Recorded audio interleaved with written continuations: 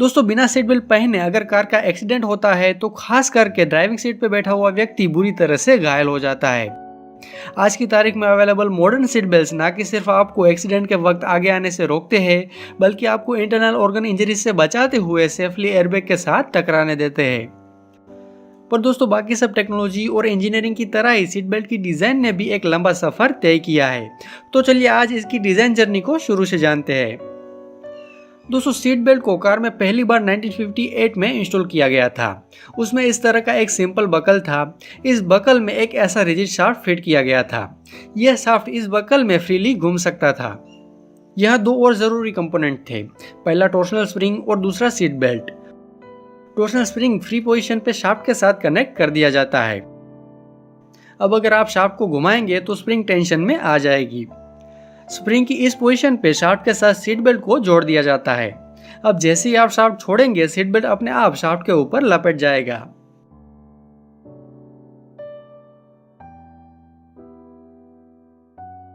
Seat belt का दूसरा and इस जगह पे फिक्स होता है। सीट बेल्ट के बीच में एक बकल होता है।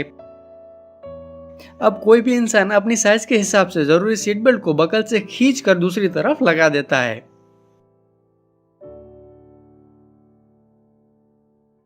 हालांकि सीधी सी बात है कि एक्सीडेंट के वक्त भी ये सीट बेल्ट आपको नहीं रोक पाएगा। सीट बेल्ट होते हुए भी आप बुरी तरह से इंजर्ड हो जाएंगे, और ऐसा ना हो इसलिए सीट बेल्ट में एक और मैकेनिज्म फिट की जाती है, जिसमें शाफ्ट के दूसरे एंड पे एक स्प्रोकेट फिट किया जाता है। नीचे एक प्लेट होती है जो कार की बॉडी के साथ रिजिडली जुड़ी हुई होती है। इस प्लेट में एक होल होता है। इस होल में एक शाफ्ट को लटका दिया जाता है। शाफ्ट का डायामीटर होल के डायामीटर से छोटा होता है। शाफ्ट के ऊपरी एंड पे इस आकार की एक प्लेट को फिक्स किया जाता है। शाफ्ट के निचले एंड पे एक पेंडुलम को फिट किया जाता है। पेंडुलम मतलब कोई भी एक वजनदार चीज।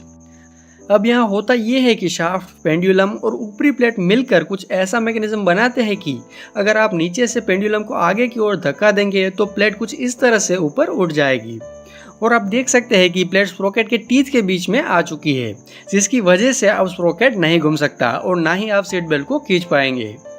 अब दोस्तों होता यह है कि एक्सीडेंट के वक्त एकाएक स्पीड कम हो जाने की वजह से जैसे हम आगे झुक जाते हैं, वैसे ये पेंडुलम भी आगे आ जाता है, और जैसे हमने बताया प्लेट स्प्रोकेट के टीथ के बीच में जाके अटक जाती है। और इस पोजीशन पे अब अगर स्प्रोकेट सीट बेल्ट खींचने की वजह से घूमेगा तो स्प्रोकेट के टीथ प्लेट में जाके अटक जाएंगे, और ना तो स्प्रोकेट घूम पाएगा और ना ही सीट बेल्ट खींच पाएगा। यानी कि अब एक्सीडेंट के वक्त आपको सीट बेल्ट आगे झुकने नहीं देगा। पर दोस्तों यहाँ पे दिक्कत ये आ रही थी कि सीट बेल्ट की इस सिस्टम को सिर्फ एक्सीडेंट के वक्त ही टेस्ट किया जा सकता था। एक नॉर्मल इंसान इसको टेस्ट नहीं कर पाता था। वो सीट बेल्ट को जितना खींचता था उतना सीट बेल्ट चला आता था, जिससे उन्हें कभी सीट बेल्ट पे भरोसा ही नहीं हुआ। उन्हें लगता था कि ये किसी काम का नहीं है। लोगों को भरोसा दिलाने के लिए और लोग नॉर्मल कंडीशन में भी सीट बेल्ट को चेक कर सके, इसलिए इंजीनियर्स एक और मैकेनिज्म के साथ आए, जिसमें शाफ्ट को थोड़ा लंबा कर दिया गया। इसमें एक फ्रेम थी जो कार की बॉडी के साथ कनेक्टेड थी। ये शाफ्ट के साथ कनेक्टेड नहीं थी। इस फ्रेम के ऊपर एक इंटरनल गियर फिट किया गया था। ये गियर भी शाफ्ट के साथ कनेक्टेड नहीं था। यहाँ पे आप देख सकते हैं कि शाफ्ट का ये वाला एंड थोड़ा सा कटा हुआ है, जिसमें इस पार्ट को फिट करना है। इसका आकार कुछ इस तरह का है। ये पार्ट दरअसल शाफ्ट के ऊपर रिजिडली फिक्स्ड नहीं है, मतलब कि ये पार्ट थोड़ा सा फ्री है। इसे आप इस तरह से हिला सकते हैं। अब ये मैकेनिज्म काम कुछ ऐसे करता है कि अगर आप सीट बेल्ट को धीरे से खींचेंगे तो शाफ्ट भी धीरे धीरे घूमेगा, और साथ में ये बीच वाला पार्ट भी धीरे धीरे शाफ्ट के साथ घूमता रहेगा। पर अगर आप सीट बेल्ट को जोर से खींचेंगे तो शाफ्ट और शाफ्ट के साथ साथ बीच वाला पार्ट भी जोर से घूमेगा, और जिसके चलते सेंट्रीफ्यूगल फोर्स की वजह से यह पार्ट बाहर की ओर चला जाएगा और इंटरनल गियर में जाके अटक जाएगा। अब इस पोजीशन पे ना तो शाफ्ट घूम पाएगा और ना ही सीट बेल्ट खींच पाएगा। अब सीधी सी बात है कि एक्सीडेंट के वक्त भी सीट बेल्ट बहुत जोर से खींचा जाता है, जिसके चलते सीट बेल्ट लॉक हो जाता है, और आप इसे नॉर्मल कंडीशन में जोर से खींच के भी टेस्ट कर सकते हैं।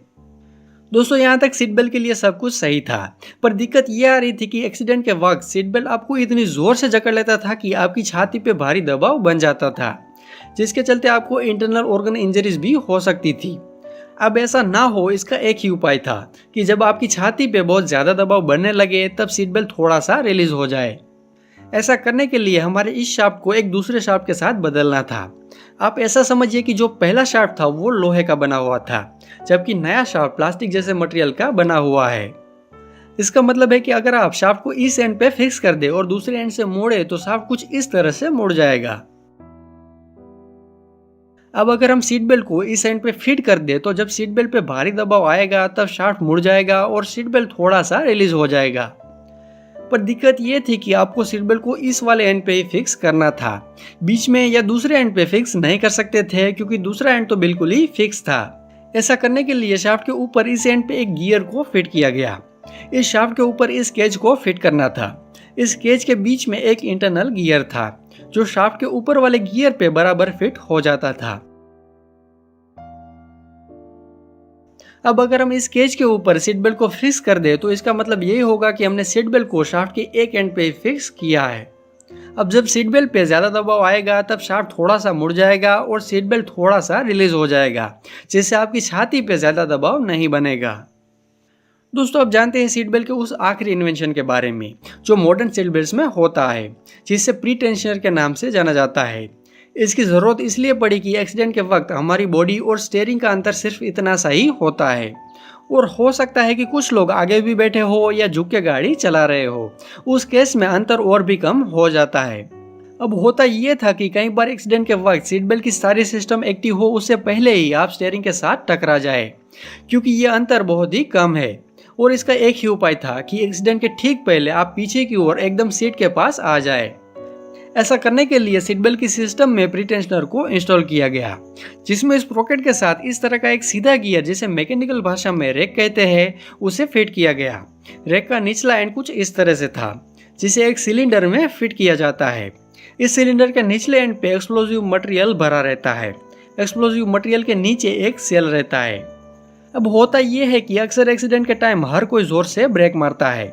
इस बात को कार का सिस्टम डिटेक्ट कर लेता है और सेल को इन्फॉर्म कर देता है, जिससे सेल में एक स्पार्क होता है, जिसकी वजह से एक्सप्लोजिव मटेरियल ब्लास्ट हो जाता है, जिसके चलते रैक का ये एंड ऊपर की ओर उठता है और साथ में पूरा रैक ऊपर उठ जाता है, जिससे स्प्रोकेट उल्टी दिशा में घूमने लगता है और सीट बेल्ट को खींच लेता है और इनडायरेक्टली एक्सीडेंट के ठीक पहले आपको पीछे की ओर खींच लेता है। तो दोस्तों, ये थी सीट बेल्ट की पूरी जर्नी। उम्मीद है कि आपको पसंद आई होगी। दोस्तों, ये एनिमेटेड वीडियो बनाने में बहुत वक्त और मेहनत लगती है। हम आपसे उम्मीद करेंगे कि आप वीडियो को लाइक और शेयर करें और हमारी चैनल को सब्सक्राइब करें। धन्यवाद।